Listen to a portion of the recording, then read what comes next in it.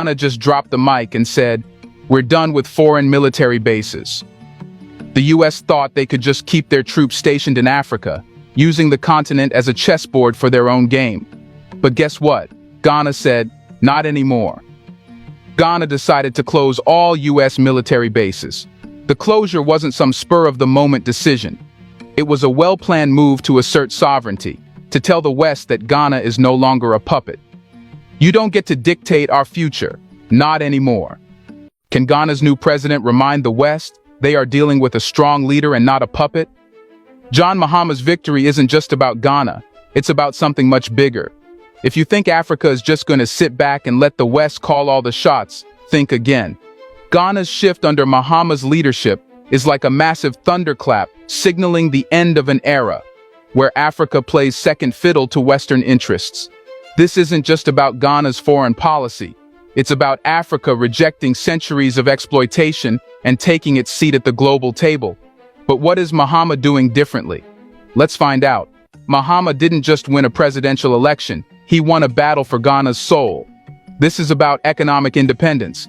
Ghana's been sucked dry by foreign interests for far too long. Foreign loans, foreign companies, foreign control. But Mahama? He's had enough. He's got a plan, and it's not to follow Western orders. Let's break it down. Ghana has been one of the most economically dependent nations in Africa, relying on the West for foreign aid, loans, and development assistance. But that system has done nothing but keep Ghana in a cycle of debt and dependence. Mahama is flipping the script. He's talking about real self-sufficiency. It's not just about keeping the lights on or propping up a broken system. It's about creating a sustainable economy, driven by Ghanaians for Ghanaians. This is about building a country that doesn't rely on foreign handouts, but stands on its own 2 feet. Ghana can't thrive if it's constantly looking to the West for solutions. And Mahama knows this. He's got a vision for homegrown solutions, empowering local industries, cutting out the middleman, and putting Ghanaian businesses in the driver's seat. He's aiming to boost agriculture, improve infrastructure, and invest in education and technology. But here's the kicker. He's not doing it for Ghana alone. Mahama's leadership is a blueprint for other African nations to follow. It's time to stop begging the West for help and start making things happen at home. But how does Mahama intend to do this without falling into the same trap of relying on Western investment? How does Ghana forge ahead without foreign influence? The answer is simple: unity. It's not just about one country, it's about building an empire, and Ghana is leading the charge. Ghana isn't in this fight alone. For decades, the nation has been fighting alongside other African countries that share the same vision. A united Africa, free from foreign dominance. Mahama's vision is clear. Africa has to stop depending on the West for everything.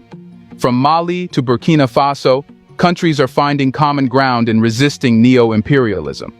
And guess who's leading the charge? You guessed it, Ghana. The power of this collaboration cannot be overstated.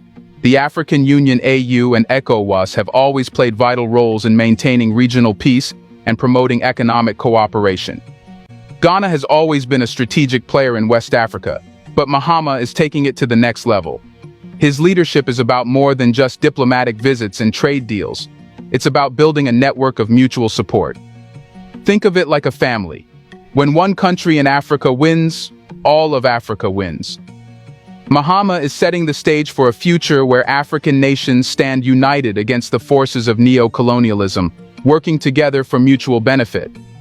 His collaboration with countries like Mali and Burkina Faso isn't just about economic growth. It's about creating a solid front against Western interference. But what can be done? Ghana gave practical examples. Ghana just dropped the mic and said, "We're done with foreign military bases." The US thought they could just keep their troops stationed in Africa, using the continent as a chessboard for their own game. But guess what? Ghana said, not anymore. Ghana decided to close all US military bases. The closure wasn't some spur-of-the-moment decision.